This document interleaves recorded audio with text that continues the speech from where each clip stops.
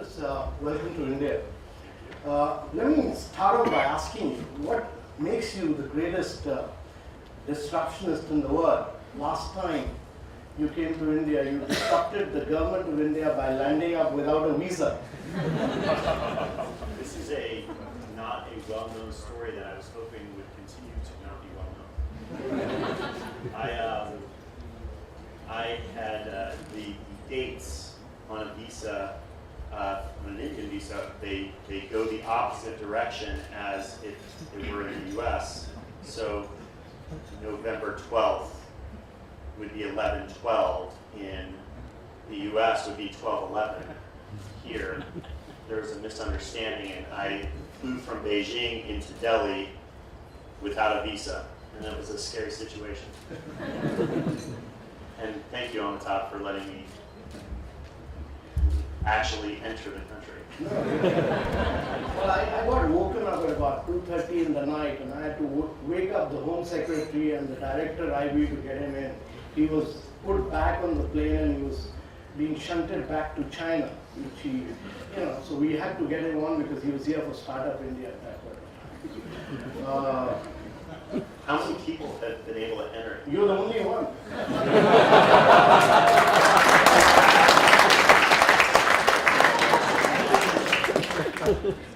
So you're getting into weddings and you're getting into cuisine. All new areas of growth. Yeah. What is the kind of disruption you would cause to people's weddings? Well, look, we did, I don't know if it's disruption. Well, it's disruption to the wedding industry. Let me explain. This is something we do once a year. We do on-demand weddings once a year. I married 8 couples in a single day. And that's wild. Could you imagine? You're special someone, maybe you're talking about getting married, maybe the guy's resisting a little bit, but your significant other just pushes a button and 5 minutes later you're getting married. That's an intense situation. Fascinating. Well, that's fascinating. Now, Uber Eats, though, is like a real business. It's something we do all the time. We're rolling it out in more cities. It really started in the US and very quickly has expanded beyond that. And very much we think about Uber as being, our business is delivering a car in 5 minutes. But once you deliver a car in 5 minutes, there's a lot of things you can deliver in 5 minutes. And so we really started getting to the logistics of moving things, and in this case, moving food, really, really efficiently. So that food delivery, we're sort of changing that industry a bit. Okay. Tell me if you were really made in charge of the planning process of India. Yes. And you were asked to draft out a 15-year vision plan on urban mobility. Yes.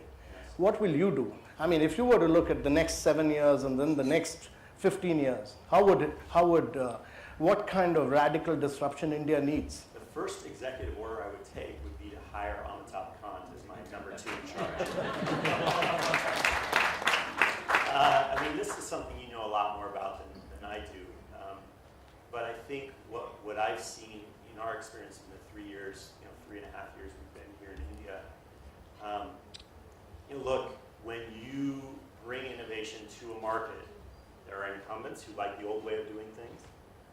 But there's something new, and when the new thing happens, it means substantial progress. And I told that story here, the Uber kind of progress. But every new technology brings that, and what we've seen is that, in many ways under your stewardship, the country of India has really started to embrace our kinds of innovation, not just Uber, but many different forms, and have really seen that leapfrog happen. So, look, I think there's a lot of really interesting maneuvering that has to happen to sort of bring the old into the new. But I think having a philosophy that is about embracing the future and the positive things that come with it is a big deal. And I don't know how I could do it better than what you guys are already doing. We see resistance in different places, but there are a lot of places around the world that are a lot harder to do business in than India. Yeah. And I think it's getting easier and easier, and it's inspiring our team here on the ground folks who run Uber India, the sons and daughters of India, they're making their cities better. It's inspiring them to do great work and to really expand our ability to serve cities. So you're operating in about 500 cities across the world. Yeah. But tell me, I mean, you claim that you're not a cab company, you're not a taxi company. You don't want any regulations of any kind. You're totally, you want to break any kind of regulations. I mean, how can India not have any regulations? This is unheard of in India. Amitabh, do not believe everything you read on the internet. All right? We are okay with rules as long as those rules are bending towards the people and towards progress. Yeah. And sometimes those rules are about protecting the old way of doing things, and that slows the future down. It slows all the great things that I just spoke about. It slows that kind of progress down. So we're okay with rules as long as they are oriented and their true intention is to bring progress. So tell me, I mean, instead of just killing the Kali Pili or the yellow-black taxis, can you not co-opt them in the system? Look, if you have a car and you want to serve your city, you should be able to. And you should be able to without constraints on, okay, how many autos are there in a city and what is the constraint? Or how many black and yellows are there in a city? And in many ways, the sort of regulated cartel that we see in some cities, maybe not in India, but maybe in certain cities here, that regulated monopoly that exists today called the taxi industry wants there to be a limited number of cars. In New York today, there are 13,250 taxis right around there. Yeah. How many taxis were there 70 years ago? Pretty close to 13,250. Maybe it was like 13,240, Okay. right? And so how much has New York changed in the last 70 years? A whole bunch. How much has the number of taxis changed? Almost zero. And that's how you get in this rut of not being able to serve cities. And so we have to find ways to allow that expansion of people being able to serve. And we have to allow ways to get the price down if you can make it efficient to do so. And so the only things you'll see Uber ever, get animated about or riled up about is one, flexible price, the lowest cost reliable ride, and two, flexible supply. That means if somebody wants to work and they're qualified, let them work. Okay. So let's talk a little bit about your competition in India, Ola. This guy, Bhavish, is a pretty smart guy. I mean, is he giving some kind of a run for money to Uber in India, in some cities? Look, I think, first, competition makes you better. It keeps you honest and it pushes you to continue to innovate. And so, look, Uber, we are a very innovative company. Pretty much most of what you see in the ride-sharing space was something somebody at our company invented. But they're a fierce competitor. So you like competition? A, we like competition because look at what we saw in the industry before us. Yeah. But B, I think it ultimately ends up serving customers better. Yeah. So I mean, if you love competition so much, Yeah. Why didn't you take the competition head on in China? We did, Why did you merge? because we were losing $200 million a month. Okay. So merger was a better strategy. Yeah, it was a great strategy. Okay. So you made good money there? Well, what happened is, so we invested about $2 billion in our China business. Yeah. Post the merger, it was that investment was worth $7 billion, and we did that in about 2 years. Okay. So that's the failure we had in China. Okay. Do you envisage any kind of such merger in India in the future? No. We are. You're losing in India as well. We are losing in India, but we see the path towards profitability, and we feel good about that path. So we're pretty optimistic that we're going to be here for the long run, but we fight and really push every day to continue to serve riders and drivers better. And look, We have competition. Look, the bigger thing about competition here in India for us is car ownership. Is that Uber works best when we're so reliable and so efficient that you don't want to own a car. And until we're more reliable, like you get in your car, you turn it on, it just works most of the time. Okay. Right? When we're more reliable than getting in your car and we're more cost effective than owning one, then you no longer will own one. And that's the real competition. But there are categories like ride sharing where we compete with Ola every day. Okay. So Travis, tell us, you're operating in 500 cities. Nobody does that. A great experience. What can we learn from you as far as congestion, parking, better environment? How can we improve the quality of air in Delhi? Look, every city goes through this sort of industrialization process. My home city, Los Angeles, and when I'm in India, I say it's like Mumbai except in North America. Right? Bollywood, Hollywood. You go back 40, 50 years and look at photos of Los Angeles. They look like Delhi in terms of the pollution in the air. And so when you go through that hyper-industrialization, you go through that phase where you see lots of smog. But then you can start to invest in ways to improve it. I think we're in the middle of that right now in India. Now, how do you accelerate that? Well, you have to have open arms to innovation, to innovative ideas, to creative problem solving that helps solve it. And we have to build bridges for incumbents to move into the future, but we have to keep our eye on the ball, which is the future, and push that forward. And the more welcoming we are to new ideas, the faster you're going to go through that industrialization cycle and move into cleaner cities, greener cities that are great for us, but of course our children and our children's children. So cities like Los Angeles and Atlanta, the American planning process was all designed for cars. Actually, the American cities, the car companies bought over the railway companies, destroyed them. Yes. And the American cities were made for cars and not for people. What can we learn so that we can skip that process? How do we do innovative and sustainable urbanization? Don't bury train tracks. Okay. Right? So I'm from Los Angeles. There's a boulevard, somewhat famous, called Santa Monica Boulevard. And right next to Santa Monica Boulevard, which is probably a 6-lane road, three lanes on each side, is another road called Little Santa Monica. And in between Little Santa Monica and Santa Monica Boulevard is this long strip of trees and shrubbery and all this that they basically used when they buried the tracks that were there. So you could go from the beach in LA all the way to downtown LA on a train. They buried the tracks. So just don't do that.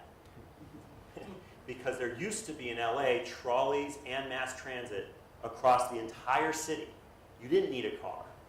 But folks who were bringing the car business into LA probably in the 50s and 60s sort of lobbied city governments to probably do the wrong thing.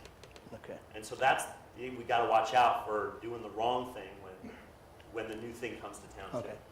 So you've interacted with some of our startups in Bangalore, Hyderabad. Yeah. There's a huge amount of energy and dynamism. There is. What is it that we can learn from the Silicon Valley to accelerate this momentum further? Well, look, I think what I see in Silicon Valley is you see great executives from India, great entrepreneurs from India that are coming back. They're going back home. And it's a pretty exciting thing. We have a number of Indian engineers and product managers, etc., that are transferring to our Bangalore R&D center. And that is the beginning of something very, very beautiful. Okay. And so we think of the major hubs of innovation and research technology over the next 20 years, I see there's going to be like 3 major ones. I call it the 3 bays. Bay Area, Beijing, and Bangalore. Okay. And we're going to be there and investing pretty heavily, not just about having a Bangalore office that supports our operation here in India, I'm talking from an engineering perspective, but a Bangalore engineering office that supports Uber globally. Okay. Because the innovation game is going to be here. And so I've seen China change over the last 10 years, and I've seen India change over the last 10 years, and India feels like China 2009 or 2010, sort of in that neck of the woods. And it feels like something really profound is about to happen. Okay. So you're doing interesting things at your R&D center in Bangalore? Yes, of course. Fascinating. Yeah. Okay. So tell me, I mean, what is one of the things, what is the future of autonomous cars? And how long is it, as far as India is concerned? Yeah. When do we seize that opportunity? Fair enough. Well, look, some of our autonomous work is actually happening in India, which Yeah. is pretty interesting. And it's happening, some of it's happening in Bangalore, some of it's happening in Hyderabad. We have a facility there as well. So the future of autonomy, I mean, it's sort of like the city story I just told on steroids, sort of accelerated and amplified. You get to a situation of no traffic and really efficient use of roads much more quickly. As far as autonomy coming in India, India will be one of the last places to get autonomy. And the main reason is, have you seen how crazy people drive on the roads? It's going to be a long time before my scientists are going to build any kind of software that can drive on Indian roads. But if there are major unexpected advances in artificial intelligence, it will happen sooner in India than you might expect. But it's much harder, it will be much harder to get these cars working on these roads than in places that have a more structured use of them. That said, it's going to happen everywhere. And so the question is it 10 years, 15 years, sort of before it goes full mass market, it's going to be in that neck of the woods. Okay. Some people say it could go shorter, but it's not just about when is autonomy going to happen, it's about where. And what I mean by that is if you were in a desert on a one-way road and there's no oncoming traffic and no pedestrians, I could give you an autonomous ride right now. I don't know where the hell you'd be going, Okay. but we could do certain things today, and then you say, well, what about an unprotected left-hand turn? Or what about a crosswalk with lots of pedestrians? What about bicycles that are whizzing by? What about lots of different complexities you might see? How many of those do you handle? What street segment are you on? And how well is the software set up to handle that? Okay. And so little by little, one street segment at a time in one city and in many cities will start to get better until a point where there's enough demand on the street segments we support that we can actually support vehicles doing it. And the question is how many years and where? And it just depends, and we don't know all the answers yet because there's still things to be invented. We're not all the way there yet. Yeah. But you came out with this paper on flying cars. What's that all about? So, look, I think everybody's seen drones, right? We've Yeah. seen drones, we've seen how they work, and for kids and adults alike, they're kind of fun. And you get great video from them. But the question is, what about when those drones can carry large amounts of weight? It starts with like an Amazon sort of carrying packages to different places when people order. But it goes to the point where they can carry people. When they can carry enough weight, when the batteries get good enough that they can actually carry people, is when you have a big game changer. And what we did is we wrote a white paper saying, look, we aren't going to make these vehicles. That's not what we do. There are a number of companies that are in the startup space sort of they're starting to build them. And they're starting to figure out the battery situation and how to make them more efficient. They're starting to figure out how to make them quiet so that there's no noise pollution. And when those vehicles are made, we have 50 million monthly active riders that are ready to push a button and have a a flying vehicle come down and pick them up and turn a 2-hour commute in Delhi to a 6-minute one. And it's going to be an amazing thing when it happens. You know, is it a 10-year thing? Probably more along those lines. Yeah. And so we wrote a white paper saying, look, we've got customers that want this. We did some deep research to say what we thought it had to be to work on the Uber system. And then we are basically building a consortium or an ecosystem with all the different players in that space saying, okay, let's get to work. So tell me, I mean, you were in, you met Sachin Tendulkar. Yes, that was amazing. Yeah? Yeah, You love cricket? I do now. Yeah. Right? Like, you know, I think for any entrepreneur, and maybe anybody really, sitting next to an icon, really somebody who's a champion at the highest level Yeah. is just an inspiring thing. I think what's interesting here is going from a champion in sport to a champion in life and sort of giving back to his community and maybe just really communities across India is inspiring for anybody who succeeds in any way to the sort of prospect of giving back in some way, and how to do that and how to think about that is profound. And that's something that I think that I take away from my time spent with him. Okay. So tell me, if you were to start all over again, I mean, start your innings all over again, and it was not to be Uber, what else would you disrupt? Oh, I have lots of ideas. Yeah, tell us all about them. So it's funny because when I'm in a company, I have I have eyes for only one.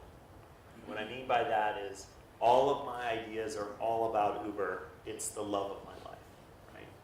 But when I was between companies, between my last one and this one, I have 100 ideas a day, Yeah. and they're all very interesting. Okay. You want to share some of them? I mean, look, there's certain areas, like this might be surprising to people, but one of the big areas that I had really been, there were 3 of them that I was thinking about, but one of the ones that I had seriously thought about was an art idea that I'm not going to talk about. But you can disrupt the art world, it's ready. Yeah. I'm just not going to tell you how. Oh, it's very ready. It's going to be interesting. Yeah. Okay. So, you watched any Bollywood movie recently? I haven't watched a Bollywood movie recently, but I did meet Salman Khan. Yeah. And I'm from Los Angeles. Yeah. My parents are from Los Angeles. Los Angeles is a new city. If your parents are from Los Angeles, that basically means you're part of the founding team of Los Angeles. Yeah. Okay? And I have never been to a film studio until I was in Mumbai earlier this week. Yeah. And ran into Salman Khan and spent some time and saw how movies were being made. It was amazing. I think, in fact, the information I've gotten is that more content, more film, more movies are being created now in Bollywood than Hollywood. Yeah. And that's pretty interesting. Yeah, well, you should watch his movie called Sultan. Okay? You'd love to become a wrestler. Okay. Yeah. It's a fantastic movie. Yeah? He's a strong, big guy. Yeah. I don't think I want to wrestle him. Okay. Okay. So tell us, what's your schedule for the next couple of days?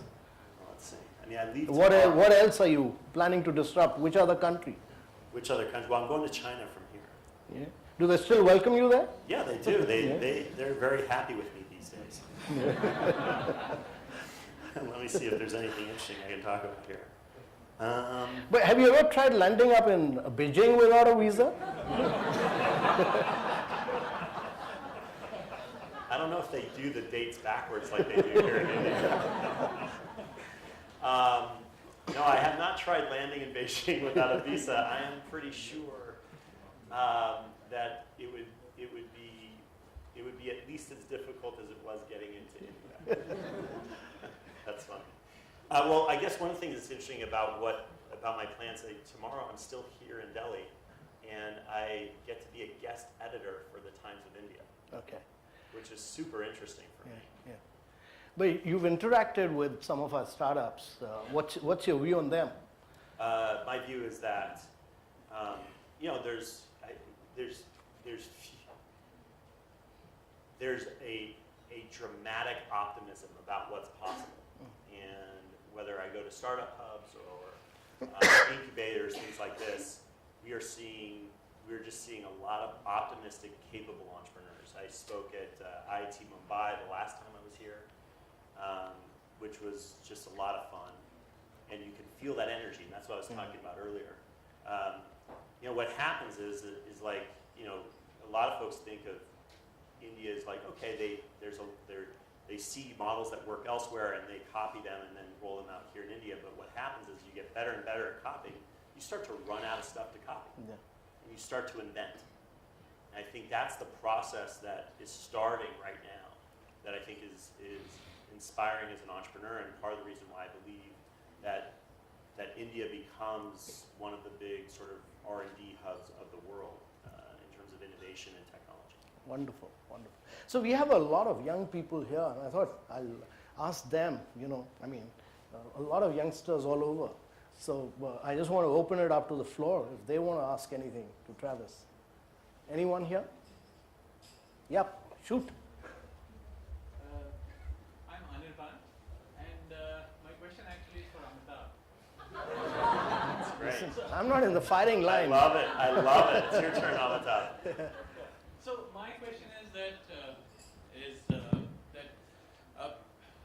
I mean, one of the ways in which we could get more cars off the road is if we replicate the US Uber model, where you get private people running Uber services. And my follow-up question is that how do you kind of have regulations adopt to new technologies? I mean, the Uber model of US is not replicated in India. I mean, you asked Travis about drones, and I don't know what's the regulation around drones. So maybe if you could speak something around that. So actually there's so much of disruption taking place that regulations will always be far behind technology. And it's very important that you have the mindset to break away from past regulation and to adapt them to new innovations. And I think Indian political system and Indian bureaucratic system and administrative system must become far more open, far more receptive to new radical changes that are taking place across the world. And unless and until we don't make radical changes in our regulation system, it'll be very difficult to keep pace with innovation. I mean, path-breaking innovations like this, you need to make our rules, regulations as disruptive as possible so that disruptions can take place in India. It's very, very important. I mean, if you start putting price controls below the line, above the line, it'll be very difficult for innovations to grow and prosper in India. And it's a very, very important thing that the mindsets must change. Yeah, please. I just have three very quick ideas for you. Would you consider three verticals: UBER-Eve, which is women drivers ferrying only women passengers given safety issues in some of our cities? Number two, do something for people with pets.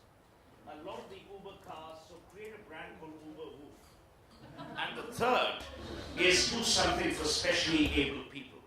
The London Black Cabs still have ramps which they kind of open out. So UBER-Eve, UBER-Woof, and UBER-Able, and we're not even charging you any money. And finally, I wish Uber was around many years ago. Salman wouldn't be in the problems that he is. So, we have sort of a commitment, which we call, it's basically about getting 1 million women drivers on the road.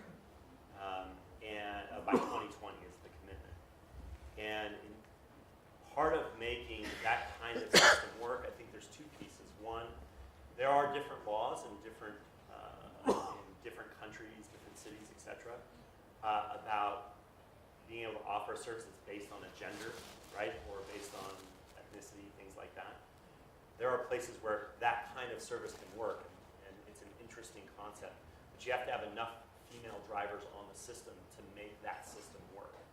I think, in my conversations with women, it's something that's interesting to a number of them. And so if there's enough supply, enough women who are driving, then that can work. But if there aren't enough, you might have women customers, female customers, that are waiting too long on the street trying to get a ride, and that's not good either. In the meantime, we're also, of course, making the system safer and safer every day. So we have research around how, remember, every driver has a phone mounted, and you can determine, if you're running an app on this phone, you can determine how it's moving through space, and so you can see, is the phone, how the phone is moving, how's it accelerating, decelerating, turning, etc. Is this a car that's being driven safely or not? There's a whole bunch of things we do before the trip and after the trip, ratings, sharing a trip with family, something that's taken off here in India. So let's do everything we can from a technology perspective to make Uber the safest place in a city. And that even includes interesting ideas like what you mentioned. And then the second one is Uber Woof, right? So Uber for dogs. And yeah, I mean, that's something that is interesting as well. And that's something we could probably do in short order. And it's something like, that's something that I'd love to have as well. So that's number 2. And then number 3, in a number of cities, and I have to check in which specific cities here in India, but a number of cities around the world, we do handicap and disabled vehicles and provide access to them. And in many cities, we're doing way, way, way more than what's going on in the taxi. And this goes back, I mean, our number 1 cultural value at Uber is celebrate the city. And it's about making the system efficient so we can serve the city in the ways that I've described, but it's also, when we succeed in the city, finding ways to give back and celebrating all the communities that are in the city. So we're all about it. We do a lot of the disabled vehicles in a lot of cities, but we can always do more, and we continue to do more. Hi. Good evening. Yeah. My name is Priyank Narayan. I'm from Ashoka University. We run probably the only smart city accelerator here in India. One of the questions that often gets asked is that data is going to be the key. Whoever owns data. There is a lot of data that you collect, which gets collected as a part of the process. What are some of the good uses to that data that you plan to put? Yeah. And how can that data be actually collectively shared by a lot of other people or other entrepreneurs to make more productive use of that? Yeah, so we have a team at Uber that's solely dedicated to figuring out ways to share data with cities, right? City governments, groups that are really sort of pro-transit, pro-mass transit, like what kinds of data can we provide that just helps these, helps other applications do more interesting, more and different and interesting things for a city. So an example would be if we see how these phones are moving through the world, and therefore knowing how cars are moving, we know where the roads are smooth and we know where the roads are not. I'm just going to cover so I can see it. And that's really interesting because you have city planners, you have people that work on city infrastructure that are trying to prioritize their investments. And you couple that with traffic data, another thing that we have. We know what traffic looks like across the city all times of day and night, everywhere in that city. And so you couple like, hey, where are the roads in rough shape? How are those roads being used? Where's the traffic, where is it not? There's a lot of interesting things that can happen from a city planning perspective as well as an infrastructure perspective that could be super helpful, and we want to find ways to just give that back. I mean, it seems like a great opportunity. So you're going to start seeing a lot of that kind of stuff from us in 2017. We have literally a dedicated team towards this, and they're going to start rolling out a lot of interesting features and capabilities in the coming months and years to come. Thank you. Hi, this is Surabhi from Economic Times. Hi. You've had several run-ins with regulators all over the world, including in India. But I just wanted to understand that, what is the strategy of, for example, San Francisco, you launched self-driving cars and they were pulled out the very next day. So what is the strategy of launching something first and then letting regulations catch up and having these various run-ins instead of first checking with regulators on whether something is possible and then going ahead with it? Well, look, remember, the first thing I'm going to say is we rolled out self-driving cars in San Francisco today, and we're following all the rules. But that doesn't mean that the regulators aren't sort of trying to wrestle with what does that mean for them, and are there new rules that they need to figure out. But it goes back even in San Francisco. There was a cease and desist 3 months after we launched, and all we were doing was connecting riders with commercially licensed, commercially insured, commercially regulated vehicles. So instead of taking a phone call, they could just push an app. We got a cease and desist, but that cease and desist never saw a courtroom because we weren't doing anything wrong. And so we have to ultimately be able to decipher between what the headlines are saying and maybe suggesting and what is real. But what's happening right now in San Francisco with our self-driving cars hitting the roads and taking passengers around, we're following all the rules. And I think regulators get a little anxious when they feel like there should be more rules that they haven't quite gotten out yet. And we just need to make sure they're not slowing down the future. The future could be so bright and happen in such a positive and optimistic way. It's unfortunate that we often find ourselves seeing resistance that's not oriented around progress. But ultimately, I believe the rules do bend towards the people and towards progress. And I think Uber, in many ways around the world, has shown that. Travis, hi. Yeah, one last question. Pranav here from the Indian Express. Although different markets, India and China, what would be your key learnings from your experience there, considering, in India also you are competing against a strong local player, and Sure. so was the case in China. So just a couple of key learnings that you would have had from your China experience. Look, I think so India and China are both very, very big markets, which means those markets on their own can support local competitors that are focused on that market. And what it means is the only way to compete is you have to become local yourself, right? So I said this earlier, our operations here in India are run by the sons and daughters of India. It is a local operation. And building technology, of course, that can be used as a platform, but when you operate or roll out this transportation system of sorts, this technology, this transportation technology of sorts, it has to be empathetic to the local imperative. And there's so many things that are local here to India that are different here than anywhere else in the world. Like what an interesting thing that's happened in the last month with demonetization, right? We first were 100% credit card, but realized we had to go cash. This is before demonetization. We had to go cash. Just prior to demonetization, we were 80% cash and 20% digital payments. Post demonetization, we are 50% cash, 50% digital payments. That's just local. And having solutions that can serve folks when demonetization happens is just part of being local. And you can't do that without being on the ground. So we were always local from the beginning, but when we went to India and we went to China, we had to take that to a next level. And being local means different things in different places. It can be about safety.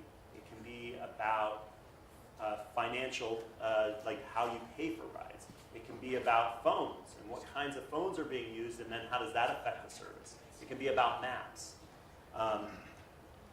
There's a whole stack of technology that gets affected, and you have to be very empathetic about it, and then you have to, in some ways, creatively problem solve, and in some ways, forget about what you thought you knew and start over again. I think we've done a lot of that in India, and that is part of the entrepreneurial journey, and it's part of what's exciting about coming to India and serving India, is starting over and being Indian. And it's been a lot of fun, and it's an experience that I cherish. Okay. Last question. No, I think, okay, one last question from the lady. Hi, I'm Ruchi Bhatia from ET now. My two two questions. If you could elaborate on I get to pick which one. Yeah.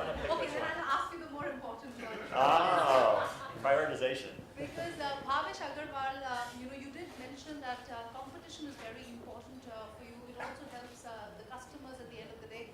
But Bhavesh Agarwal recently did say that this is a battle that is being fought on capital and not innovation, and this is not a level playing field.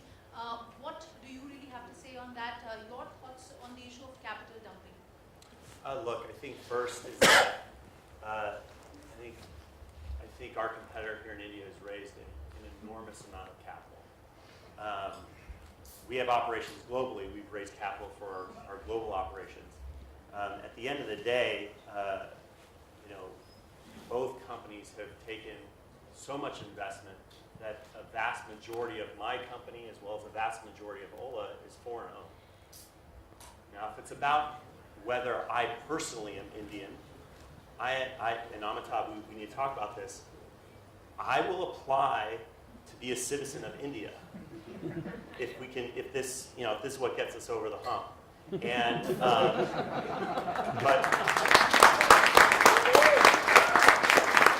Do that pretty fast, huh? Yeah, fair enough, understood. And so I think at the end of the day, it's about the innovation that's being brought to the table, and it's about how we're serving riders and drivers. Are we doing that optimistically? Are we bringing efficiency and bringing sort of positive outcomes for riders and drivers? And I think we are, and we're doing it, I believe, in an enduring way. And so, though I don't agree with all the comments out there, I think at the end of the day, we respect Ola's, competing with Ola and how they compete. We feel that we've competed well, we've competed well and fairly, and we'll continue to do so. And I think you'll see in the coming year, 2 years, just because of the size. When you get big, you have to be break even or profitable, because the kinds of subsidies that you can that get put into a market when you get big are just not meaningful because you're just too big. So what you'll see from both companies over the coming months and years is it's just going to get to break even or profitable because it has to. And trust me, I look forward to it. My last company was a very small startup, and I sort of cut my teeth as an entrepreneur as a very disciplined, very gritty, very austere business builder, and I can't wait to get to that place here in India. So, Travis, let me ask you, you operate in 500 cities across the world. Which city in the world has the worst regulation? Oh, I've got a few of them. Yeah. So let's see. So right now we're not really operating in Germany. Yeah. We're not operating in Spain. Yeah. And I'd say Seoul and Tokyo are also pretty difficult to operate in. And there's, for different reasons, there's a law in Germany called the return to garage law, which means that if you call for a car and let's say it's 3 minutes away, by law, that car has to go back to its garage, park, turn around, and come back to you. Right? Now, why would a law like that exist? A law like that exists to basically make sure that taxis do not have any viable competition, right? For example. Or, let's say in Seoul, Uber is 100% legal in Seoul. As long as the passenger in the car is not Korean. Okay. So if you're a foreigner and you go to Seoul, you can get a comfortable, high-quality ride. But if you are a local, you get the taxi industry. And again, this is how they protect the industry for those customers. Okay. So Germany is terrible. Korea is horrid. I said they have some laws that are interesting. Okay. Okay. So tell me, which city has the best regulation for an innovative company like yours? It's interesting. The smoothest process for embracing the kind of innovation that we see, that we represent, and I can't speak to regulations that have happened since, but our entire time in China, we did not see any significant resistance towards our kind of progress. Okay. And that was pretty remarkable, I think surprising to a lot of folks. There's been some proposed regulations since then, and I'm not as up to speed because we're not operating there anymore because our China operation merged with our competitors. But they really embraced progress, and it was something I was surprised by, but something that we grew incredibly fast because of it. Okay. Now, if you were to look at the next 15 years, what are the 3 big disruptions that will change the world? I mean, remember how I said I only have eyes for one? Like Uber is the love of my life, and all I know is her. Yeah. So it's hard for me to think about the other disruptions outside of what we do because that's all I think about all day long. But you meet a lot of young startups. I do. And you're a man of ideas. I was. Yeah. Now all my ideas are Uber ideas. Okay. I think what we generally should expect, though, is that a lot of technology, a lot of innovation is going to go from just a purely bits world, where maybe I have an app and it's a game, or maybe I have an app and it's a communications tool, to a bits and atoms perspective, where I'm using bits, but they affect the physical world. And in many ways, that is where Uber is. I think there's going to be a lot of interesting technology, a lot of interesting innovation that gets into that.